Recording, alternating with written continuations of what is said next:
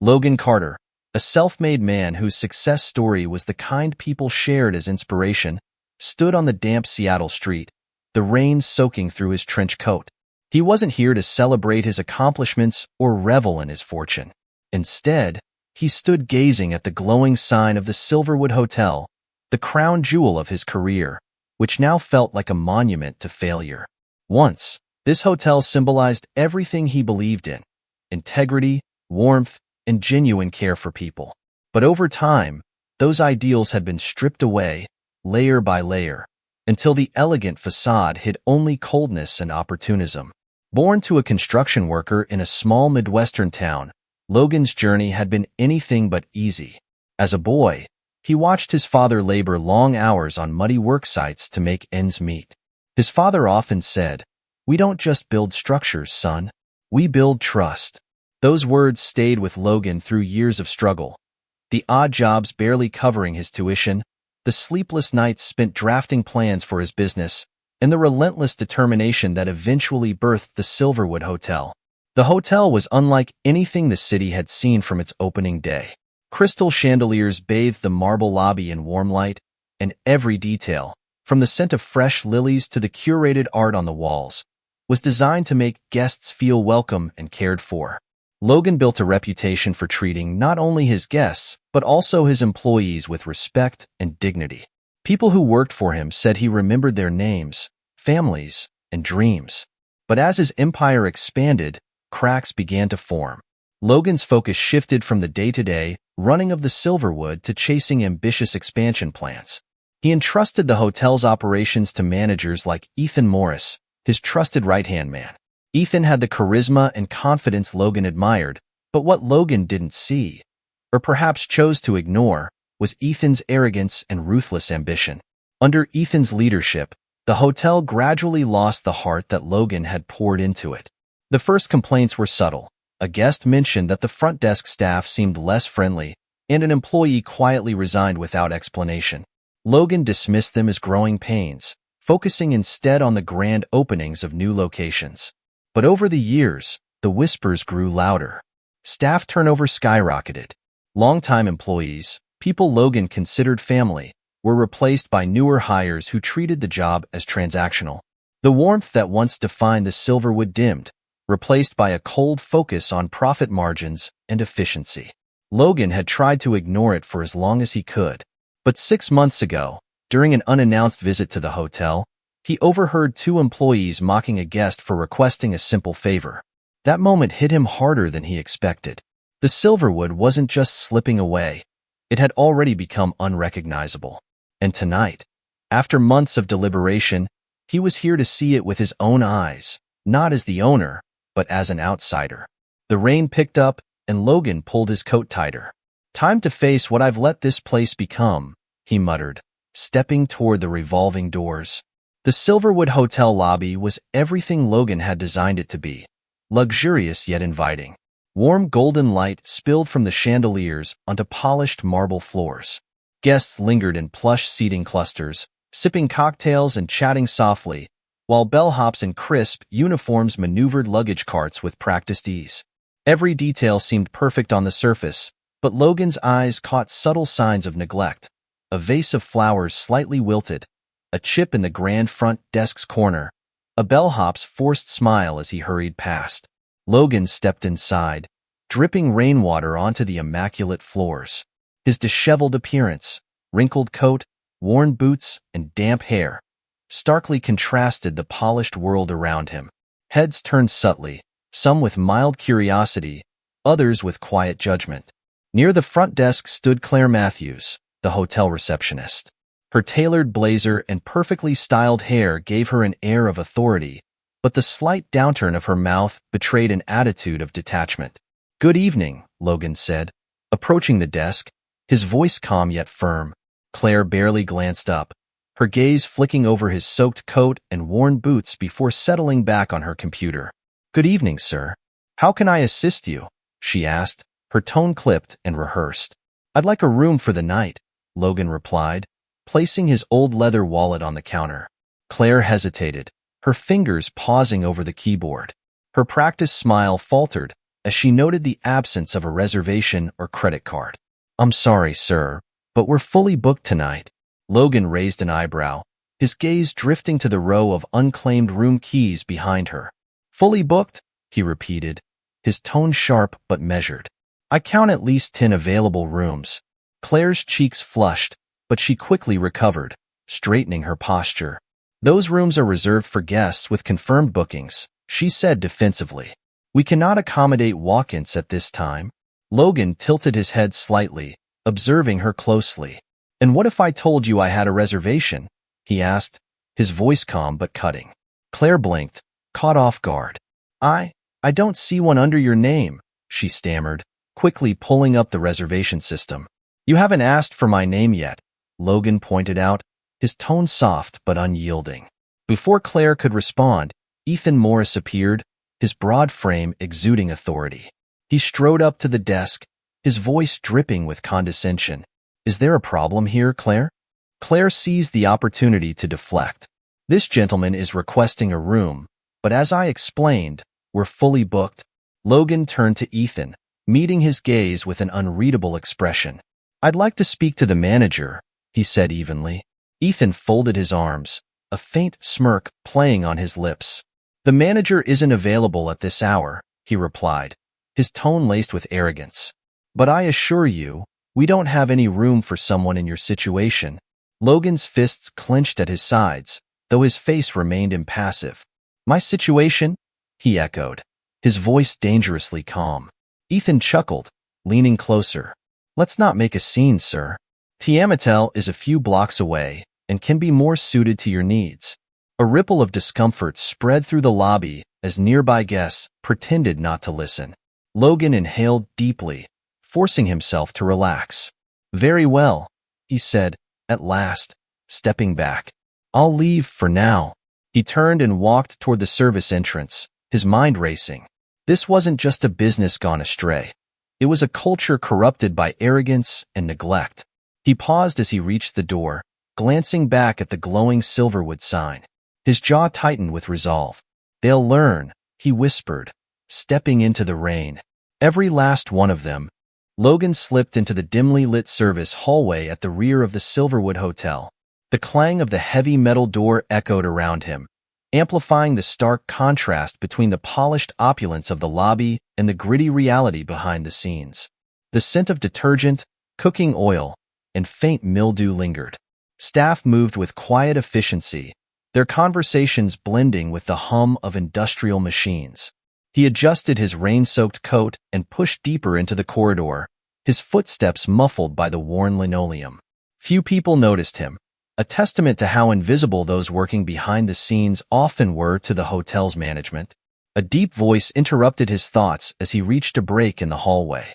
"Hey you, you're not supposed to be back here." Logan turned to see a burly security guard, Hank, approaching. Hank's shoulders nearly filled the narrow corridor, his expression stern but not hostile. "This is staff only," Hank said, folding his arms across his chest. "If you're lost, you need to head out." "I'm not here to cause trouble," Logan said calmly, meeting Hank's gaze. "I just need a place to sit for a moment. Maybe some water." Before Hank could respond, a woman's voice cut through the air. "Hank, what's going on here?" A woman in her mid-30s stepped into view, her presence commanding despite the simplicity of her uniform. Her auburn hair was tied back in a loose ponytail, and her tired eyes were warm and curious. This was Tiffany Mitchell, the housekeeping manager. Hank turned to her. "Just someone wandering where he shouldn't be," he said gruffly. Tiffany studied Logan for a moment. There was something in his posture, an air of quiet dignity that didn't match his worn appearance. "Are you okay, sir?" she asked gently. Logan nodded, though his exhaustion was evident. "I just need a moment to rest," he said simply. Tiffany's gaze softened. She brushed past Hank, who looked ready to protest, and gestured for Logan to follow her. "Come on. There's a break room down the hall." Hank frowned but stepped aside, muttering as Tiffany led Logan to a small, unremarkable room. The space was cluttered with mismatched chairs, a vending machine with flickering lights, and a counter piled with coffee mugs. Tiffany grabbed a bottle of water from a mini fridge and handed it to Logan. "Here, she said. You look like you've had a rough night. Logan sank into one of the chairs, the weight of the evening pressing heavily on his shoulders. You could say that, he murmured, sipping the water. Tiffany pulled up a chair across from him, her expression cautious but kind. You don't seem like someone who's just lost, she said after a moment. What's your story?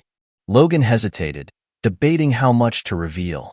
But something about Tiffany's sincerity made him want to open up. I came here looking for a room, he said finally. But the people at the front desk decided I didn't belong. Tiffany's lips tightened. Let me guess, Claire? Logan nodded, and Tiffany sighed, leaning back in her chair. She's particular about appearances. It's not how we should treat people. No, Logan agreed, his jaw tightening at the memory of Claire's dismissive tone. It's not. Tiffany hesitated, sensing there was more to Logan's story than he was letting on. If you're looking for another hotel, I can help you find one, she offered. There's a place a few blocks away.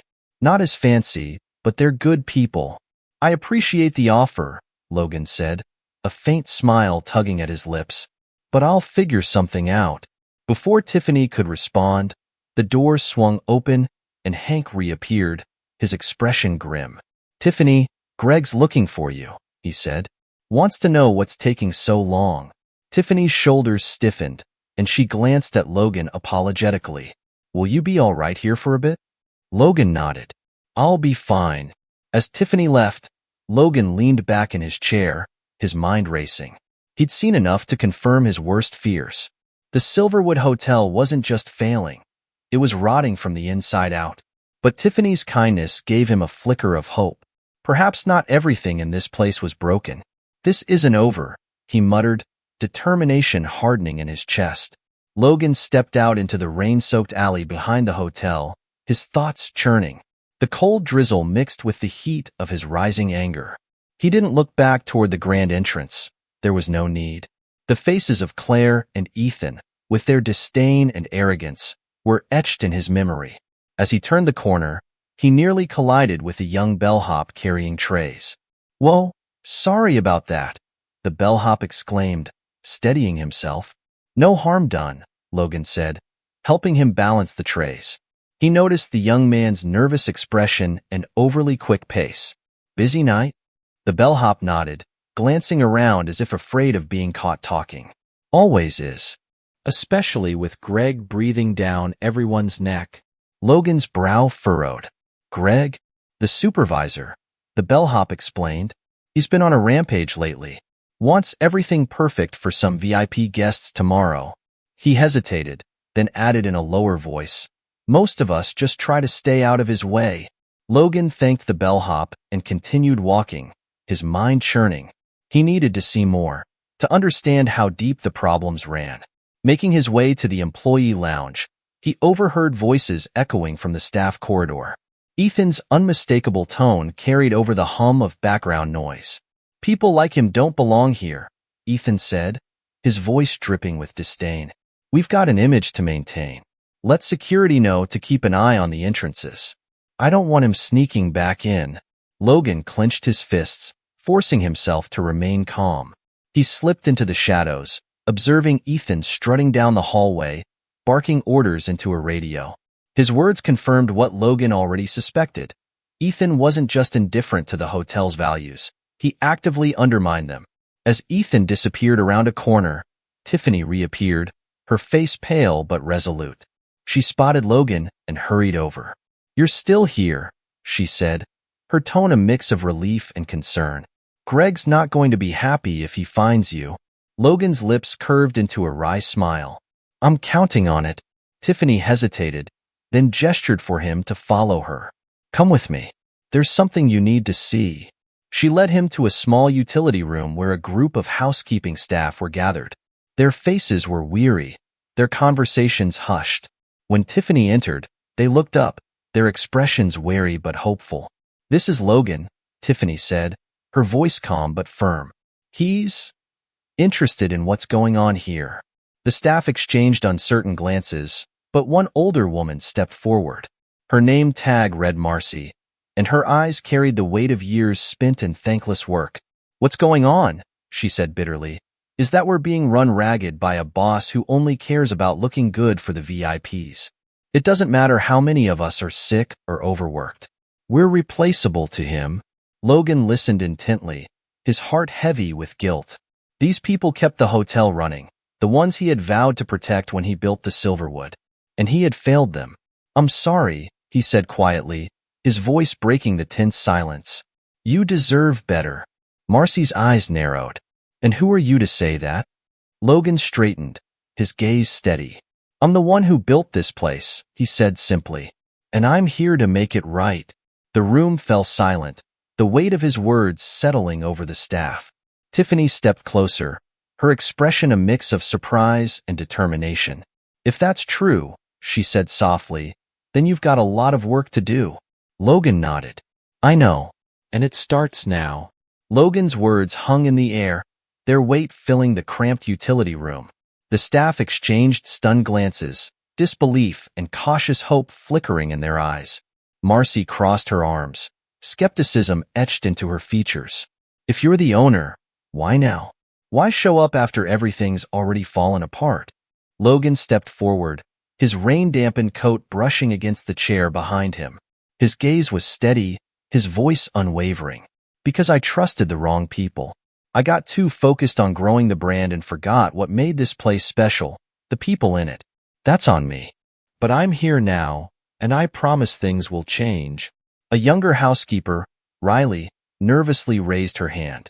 And what about Greg? He's the one who makes our lives miserable. Can you do anything about him? Logan clenched his jaw, his mind already racing through the possibilities. He could storm into the manager's office, strip Greg of authority, and send him packing.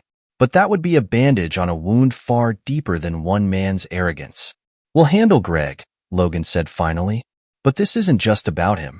This is about all of us, what we allow and tolerate. Change starts with everyone in this room. Tiffany's voice cut through the silence. He's right. If we want things to be different, we can't wait for someone else to fix them. We have to be part of the solution. Marcy uncrossed her arms, her expression softening ever so slightly. Words are nice, she said, her tone still tinged with doubt. But we need to see action.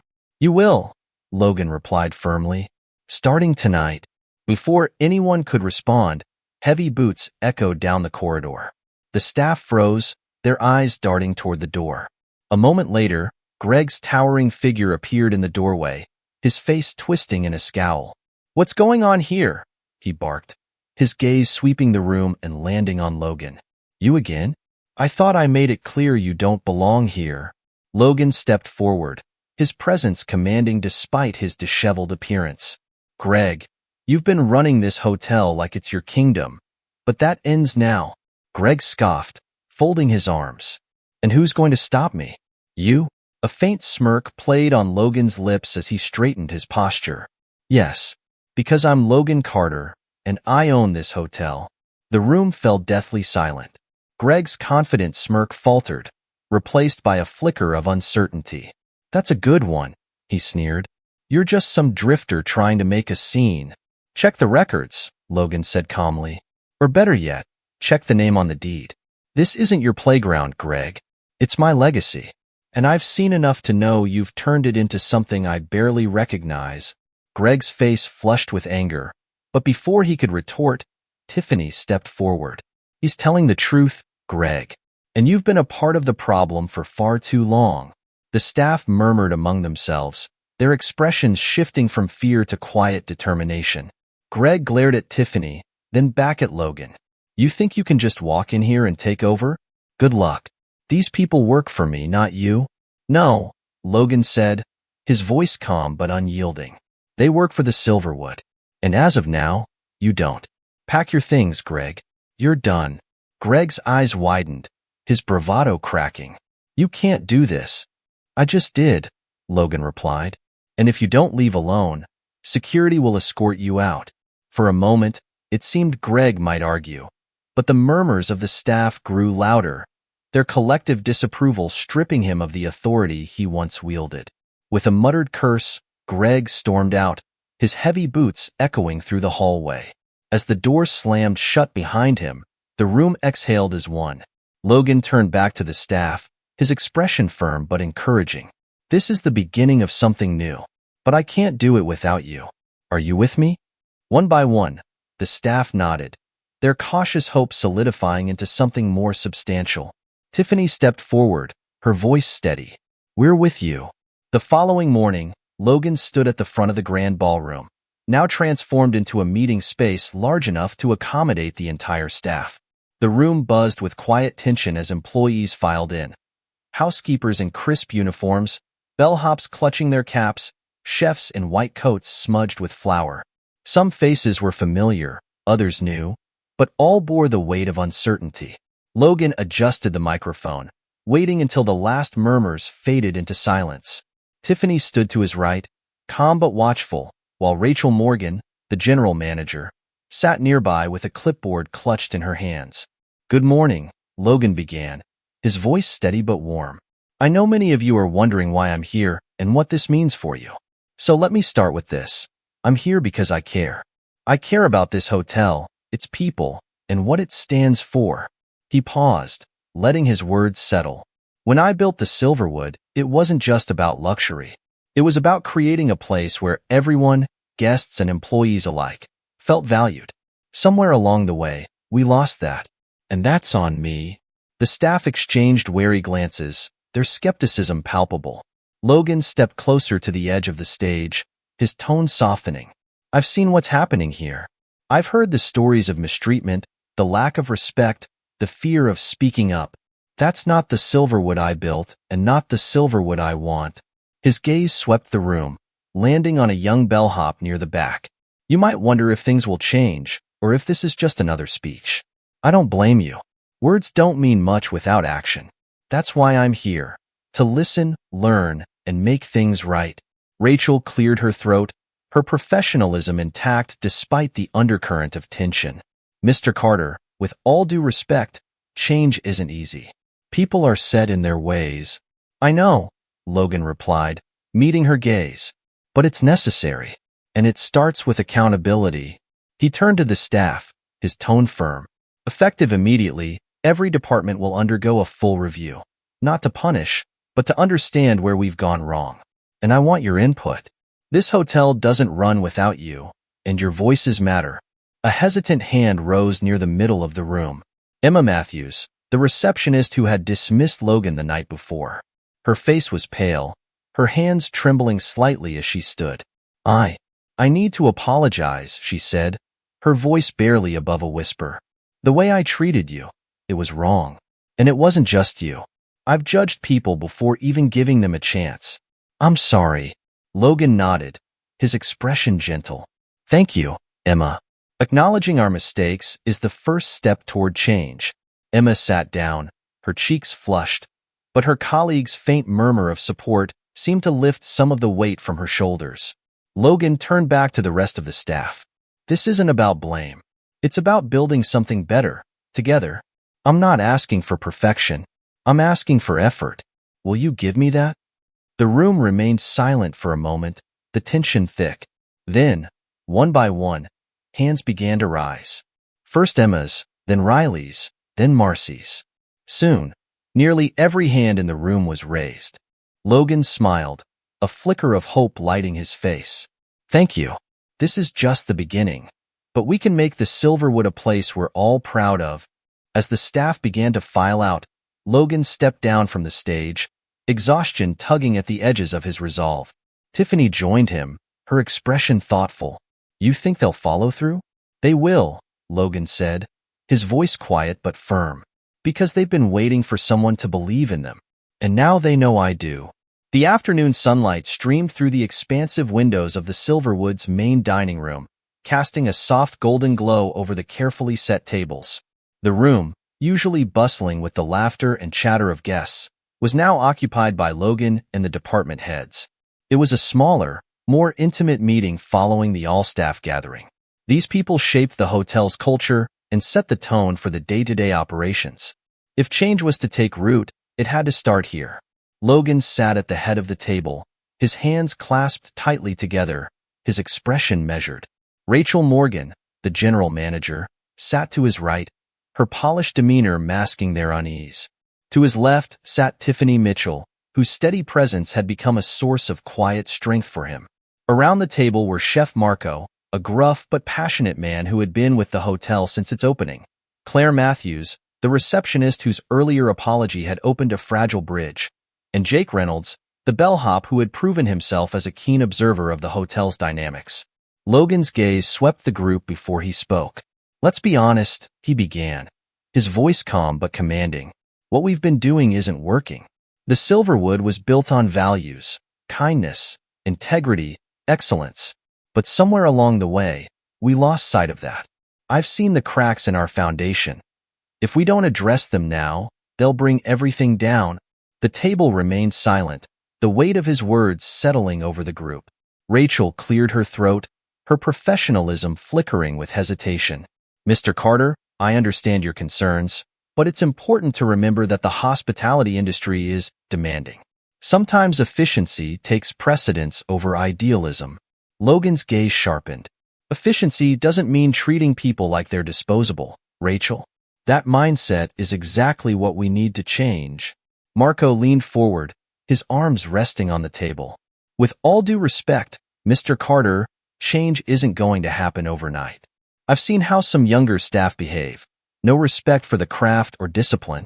Do you want kindness and integrity? That's fine, but it won't mean anything without hard work." Logan nodded, acknowledging Marco's point. "You're right, Marco. Hard work is essential, but so is creating an environment where people feel valued. If we want our staff to give their best, we must show them they matter." Claire hesitated before speaking. Part of the problem is that we've been focusing so much on appearances.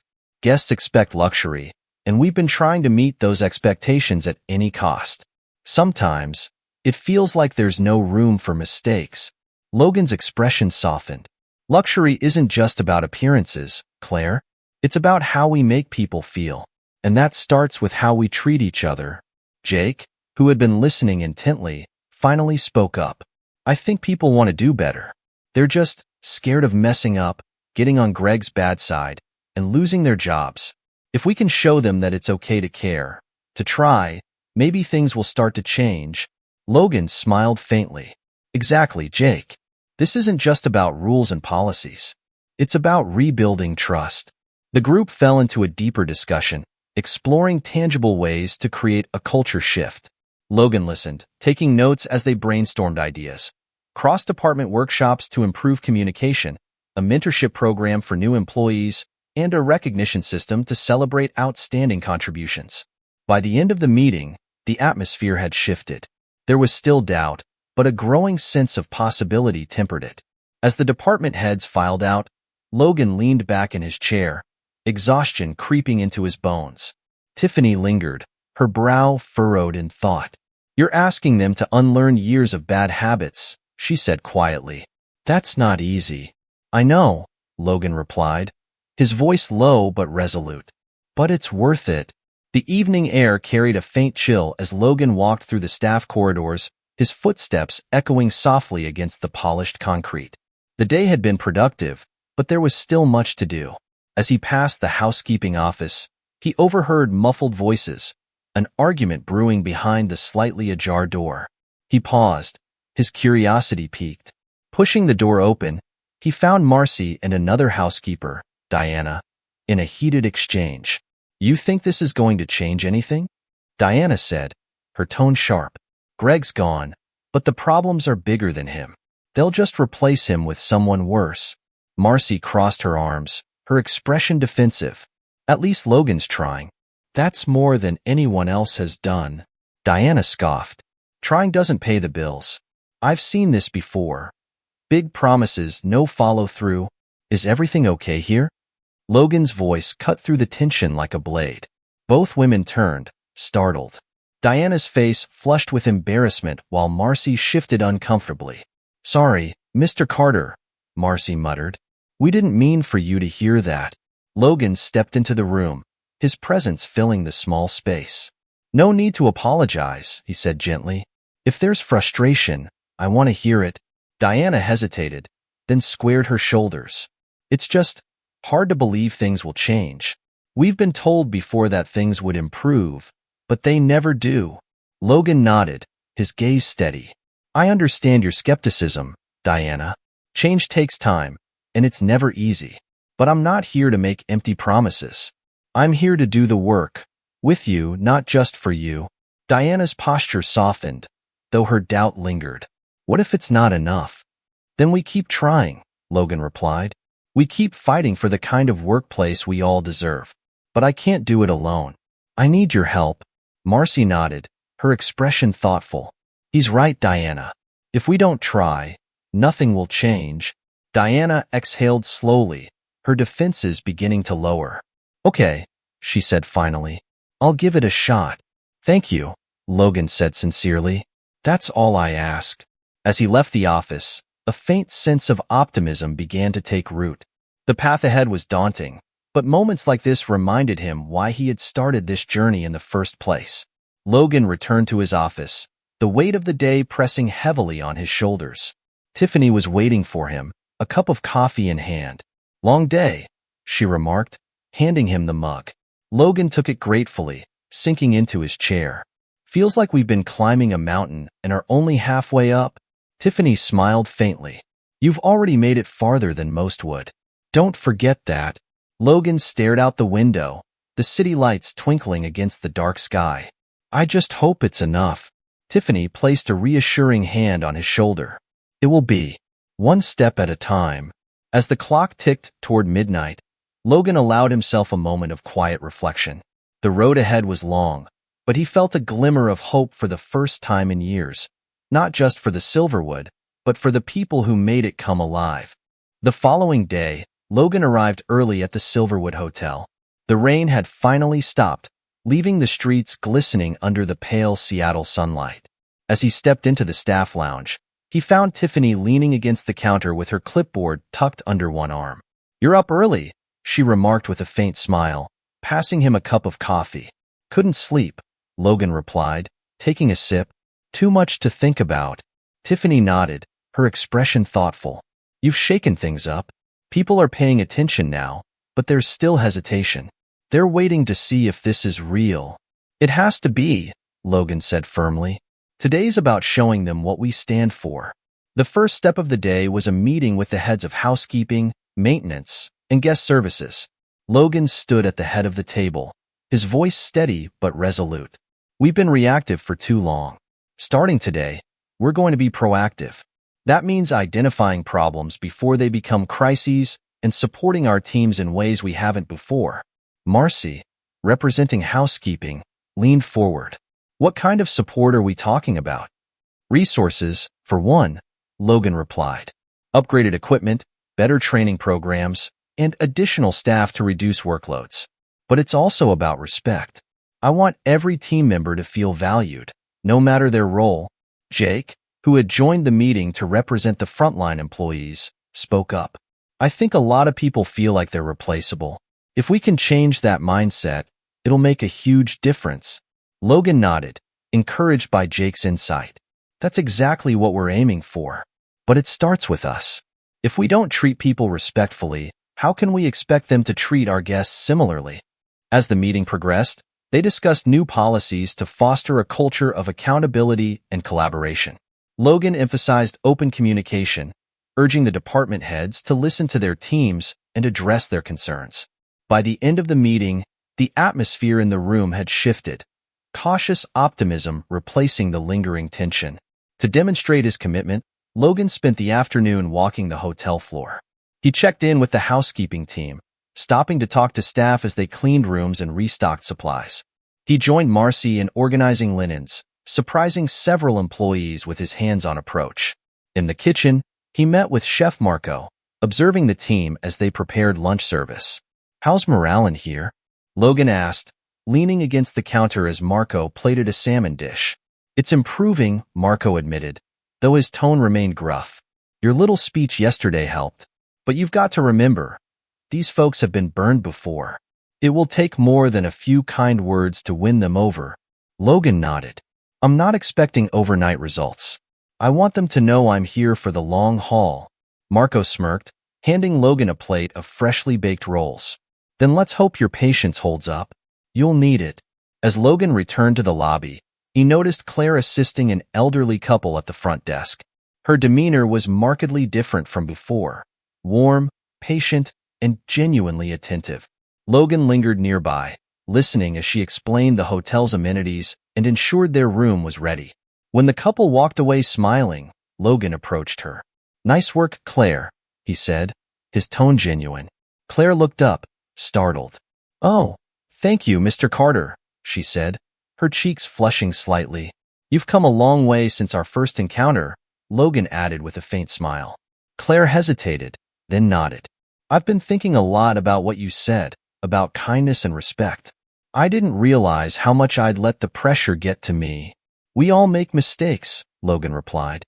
"What matters is that we learn from them." Before she could respond, a commotion near the entrance drew their attention. Logan turned to see a group of former employees, led by Greg, standing just outside the revolving doors. Greg's face was a mask of smug defiance as he gestured toward the lobby. Logan's jaw tightened as he strode toward the entrance, Tiffany stepping beside him. "What's he doing back here?" she muttered, her tone laced with concern. "Stirring up trouble," Logan replied grimly. Greg's voice carried into the lobby as Logan stepped outside.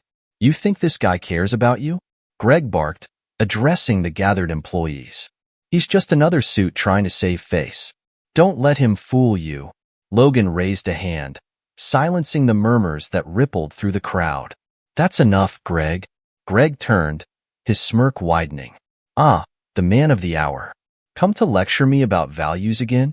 "I'm here to remind you that this hotel isn't yours to destroy," Logan said, calm but firm.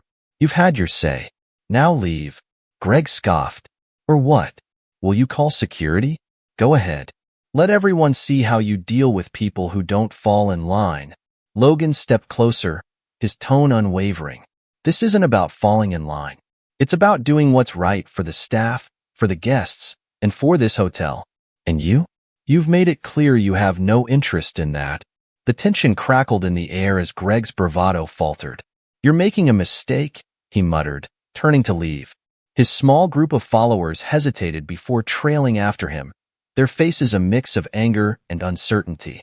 Logan turned back to Tiffany and Claire as the lobby doors closed behind them. "This won't be the last time he tries to undermine us," he said quietly. "But we'll deal with it together." Tiffany placed a reassuring hand on his arm. "You handled that well. The staff needed to see you stand your ground." Logan nodded, his resolve hardening. "We're just getting started." That evening, Logan called another staff meeting for a smaller group of longtime employees. He wanted to reconnect with those who had been with the Silverwood since its inception, those who had seen its rise and decline. The meeting occurred in the same ballroom, but the atmosphere was more intimate.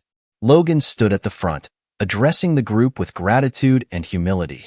"I owe all of you an apology," he began. "When I stepped back from the day-to-day operations of this hotel, I thought I was doing what was best for its growth. But in doing so, I lost sight of what made the Silverwood special: you, your dedication, hard work, and belief in what we were building." He paused, letting the weight of his words settle. "I let you down, and for that, I'm sorry." Marcy, seated near the front, raised her hand. "We've seen a lot of promises over the years, Mr. Carter. What makes this time different?" Logan met her gaze, his voice steady. "Because I'm not just making promises. I'm here on the ground, doing the work with you. And I'm not leaving until we've built something we can all be proud of." The room fell silent, the skepticism in the air beginning to give way to cautious optimism. Jake spoke up from the back. "What's the plan, Mr. Carter? How do we rebuild?" Logan smiled faintly. "It starts with trust, with listening to each other. Treat every person, guest or employee, with respect and dignity. From there, we build step by step." The following discussion was spirited, with employees sharing their ideas and concerns. Logan listened intently, taking notes and offering thoughtful responses. By the end of the meeting, the mood in the room had shifted. The people who had once felt overlooked and undervalued were beginning to feel seen again. As the group dispersed, Tiffany approached Logan, a rare smile lighting her face. "You're winning them over," she said. Not just me, Logan replied. It's all of us. This hotel isn't just a building, it's a community. And together, we're going to make it stronger than ever. The night ended with Logan standing in the quiet lobby, watching the staff do their work with renewed purpose. For the first time in years, he felt a glimmer of hope, not just for the Silverwood, but for everyone who called it home. The following day, Logan Carter stood in his office, staring at the Seattle skyline. The rain had returned, its steady rhythm tapping against the floor-to-ceiling windows. The Silverwood Hotel, though gleaming on the outside, still harbored wounds on the inside. Change had begun, but the weight of years of dysfunction lingered. Tiffany entered quietly, a folder clutched in her hands. "You're going to want to see this," she said, her voice subdued. Logan turned, his brow furrowing as he accepted the folder. Inside were reports from the various departments, notes Tiffany had compiled after speaking with staff across the hotel. They outlined systemic issues that ran deep, scheduling conflicts that overworked the same employees, budget cuts that left departments understaffed, and complaints from guests buried by middle management. "This is worse than I thought," Logan murmured, flipping through the pages. "It's not just about attitudes. The entire structure needs rebuilding." Tiffany nodded. "It's not just about removing Greg or fixing a few policies. The culture here has been toxic for years. People have stopped believing that things can get better." Logan exhaled heavily, setting the folder on his desk. "Then we start by showing them that things can." Logan gathered his core leadership team in the grand ballroom later that afternoon. The room was quieter this time, and the staff sat in a loose circle rather than the rows of chairs used for formal meetings. Logan wanted this to feel different, collaborative rather than hierarchical. He stood before them, his posture steady but his tone earnest. "I know what I'm asking of you isn't easy. Change never is. But this isn't just about saving a business. It's about creating something that makes all of us proud. I've seen the cracks, and I know they're deep. But I also know that if we work together, we can rebuild this hotel from the ground up." Marcy spoke up, her voice hesitant but firm. "It's going to take more than speeches, Mr. Carter. People are tired of words. They want to see action." Logan nodded. "You're right. That's why we're starting today." He motioned to Tiffany, who stepped forward with a stack of papers. "These are department-specific action plans," Tiffany explained, handing the papers around. "They address the immediate issues we've identified: improved scheduling, better communication protocols, and proper resource allocation. But they're just the beginning. Logan and I will meet with each department individually over the next week to ensure every voice is heard." Chef Marco flipped through the packet, nodding in approval. "This is solid," he admitted, though his tone was still tinged with caution. "But execution is key. If we don't follow through, we're back to square one." "And we will follow through," Logan said firmly. "This isn't just about fixing problems. It's about setting a new standard for ourselves and the industry." As the meeting concluded, Logan stayed behind, watching the staff disperse. Jake lingered, his youthful energy tempered by a newfound determination. "You think we can pull this off?" Jake asked, his voice low. Logan smiled faintly. "I wouldn't be here if I didn't." Jake nodded, his confidence bolstered by Logan's unwavering belief. "Then count me in. Whatever you need." "Thank you, Jake," Logan said. "We're going to need people like you to lead by example." That evening, Logan returned to the Silverwoods Records Room, a space he hadn't stepped foot in for years. Stacks of dusty files lined the shelves, each a testament to the hotel's storied history. Logan sifted through old financial reports, employee evaluations, and guest feedback forms. He was searching for patterns for the moments when things started going wrong. Tiffany joined him, her expression curious. "What are you hoping to find?" "The turning point," Logan said, flipping through a particularly thick file. "There's always a moment when things begin to slip. If we can understand what happened, we can ensure it doesn't happen again." After hours of searching, Logan found it. A series of cost-cutting measures implemented by a previous manager to boost profits. Those measures had led to understaffing, increased workloads, and a gradual erosion of morale. It wasn't long before the culture of the Silverwood had shifted from one of pride to one of survival. Logan sighed, leaning back in his chair. This is what happens when you put numbers above people. Tiffany placed a hand on his shoulder. But you're here now, and you can change it. The next day marked the beginning of Logan's department meetings. He started with housekeeping, sitting with Marcy and her team in the staff lounge. The group was initially hesitant, and their skepticism was evident in their guarded expressions. But Logan's approach was different. He listened more than he spoke, asking questions about their experiences and challenges. "We're understaffed," one housekeeper admitted. "And when we're rushing to clean rooms, we miss details. Then we get blamed for complaints." Logan nodded. "That's not fair to you or the guests. We'll address the staffing issue immediately, and I'll personally ensure you have what you need to succeed." By the end of the meeting, the mood in the room had shifted. Marcy approached Logan as the team dispersed, her expression softer than before. "You're doing good, Mr. Carter," she said quietly. "But don't stop. We've seen too many promises fall apart."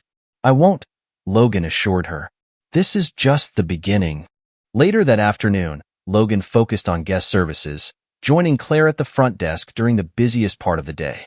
Together, they handled check-ins and resolved minor complaints, Logan observing and offering guidance as needed. One interaction stood out. A single mother traveling with her 2 children, frazzled and struggling to carry their luggage. Claire stepped out from behind the desk to assist, her genuine warmth putting the woman at ease. Logan helped carry the bags to the elevator, earning a grateful smile from the guest. "You're setting the standard," Logan told Claire as they returned to the desk. "Keep it up." Claire smiled, the confidence in her abilities growing. "I will. Thanks to you." By the week's end, the Silverwood changes were becoming evident. The atmosphere was lighter, and the staff was more engaged. Jake had taken the lead in training new bellhops, while Chef Marco introduced a mentorship program for the kitchen team. Even the guests seemed to notice, their feedback increasingly positive. But the transformation wasn't without its challenges. Resistance lingered among some employees, and Greg's influence still cast a shadow. Logan knew the journey was far from over, but their progress gave him hope. On Friday evening, Logan stood in the grand ballroom, watching the staff gather for a casual reception. It was a small gesture to thank them for their efforts and remind them of what they were working toward. As Tiffany joined him, Logan raised a glass. "To the Silverwood," he said, his voice carrying across the room. "To the people who make it what it is. And to the future we're building together." The room erupted into applause, the sound a testament to the unity beginning to take shape. For the first time in years, the Silverwood wasn't just a hotel. It was a community, and Logan Carter was ready to fight for it. The following day, Logan stood on the rooftop terrace of the Silverwood Hotel, the soft light of dawn painting the city in hues of gold and pink. The rain finally gave way to a rare clear sky, crisp air filled with quiet promise. It was symbolic, Logan thought, of the journey the Silverwood had taken, one of struggle, resilience, and renewal. Today, the hotel was hosting its official New Era celebration, an event to mark the beginning of a revitalized Silverwood. Guests, staff, and even local media were invited to witness the transformation. Tiffany joined him, a steaming cup of coffee in hand. "The ballroom's ready," she said, her tone both businesslike and proud. "Rachel says the guest list is full, and the team is already energizing." Logan smiled faintly, his gaze still on the cityscape. "It's not just about today," he said softly. "It's about making sure what we're building lasts." Tiffany nodded. "And that starts with the people. The culture. The belief is that this place can be more than ever." Logan turned to her, his expression thoughtful. "You've been my anchor through all of this. I couldn't have done it without you." Tiffany smirked lightly. "Someone has to keep you grounded." By noon, the Silverwood was alive with activity. The grand ballroom had been transformed into a stunning venue, its chandeliers sparkling like constellations against the high ceiling. Tables were adorned with fresh floral arrangements, and the air hummed with soft classical music from a live quartet. Guests began arriving, their faces reflecting a mix of curiosity and admiration. Among them was Sophia Williams, the wealthy philanthropist whose earlier complaint had tested Logan's leadership. She was impeccably dressed, her sharp eyes scanning the room with approval. Logan greeted her personally, extending a firm handshake. Ms. Williams, thank you for joining us. Sophia smiled faintly. You've made quite the impression, Mr. Carter. I'm curious to see how this new era unfolds. You won't be disappointed, Logan assured her. Across the room, staff mingled with guests, their enthusiasm evident. Now radiating confidence, Claire guided a group of VIPs through the hotel's updated amenities while Jake coordinated with the bellhops to ensure seamless service. Even Chef Marco had emerged from the kitchen, proudly overseeing a display of exquisite hors d'oeuvres. As the event gained momentum, Logan excused himself to check on operations behind the scenes. He found himself in the service corridor, where the hum of machinery and staff chatter filled the air. There, he encountered an unwelcome figure, Greg, standing at the end of the hallway, his arms crossed and his expression dark. "What are you doing here?" Logan asked, his tone calm but firm. Greg stepped forward, his smirk as defiant as ever. "Just seeing how the Golden Boy is doing. I hear you've turned this place into a charity." Logan met Greg's gaze evenly. "This isn't a charity. It's a business built on respect and integrity, things you wouldn't understand." Greg laughed bitterly. "You think this little show will last? People like you come and go, Logan. The real world doesn't care about kindness. It cares about power." Logan stepped closer, his voice steady. "You're wrong, Greg. People care about being treated with dignity. And if you can't see that, you've already lost." Greg's smirk faltered, but he recovered quickly, shaking his head. "You'll see. This won't last." "Maybe," Logan said, his tone unwavering. "But I'd rather fail trying to do what's right than succeed by tearing people down." Greg hesitated as if searching for a retort, but Logan turned and walked away, leaving him alone in the shadows. As the event peaked, Logan took the stage in the grand ballroom. The room fell silent as he approached the microphone, his presence commanding but approachable. "Good afternoon," he began, his voice carrying effortlessly across the space. "Thank you all for being here today. This hotel has always been more than just a business to me. It's a reflection of who we are, of what we stand for." He paused, letting his words settle. "A few months ago, I walked these halls not as the owner but as an outsider. What I saw was heartbreaking. People overworked, undervalued, and disconnected from the vision this place was built on. It was a hard truth to face, but it was necessary." Logan's gaze swept the room, landing briefly on Claire, Jake, Marcy, and Marco. "But today is different. Today, we stand together as a team, as a community, ready to build something better." The audience listened intently, their expressions a mix of admiration and inspiration. "The Silverwood isn't just a building," Logan continued. "It's a second chance for all of us. A chance to redefine what hospitality means, to create a space where every guest and every employee feels valued. And that starts now." Applause erupted, the sound filling the room like a wave.